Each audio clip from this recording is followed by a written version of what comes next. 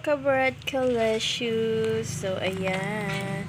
Ang ating hanging rice. Hanging sticky rice. So, ayan. Grabe yung gata. Ang dami. Ayan, gata. Ang dami. So, luto na yung ating pinuso.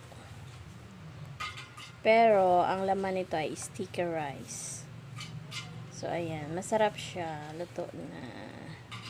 Sobrang sarap nito. Ayan. Ayan, ang lalaki ng gawa ko. Lalangis na siya.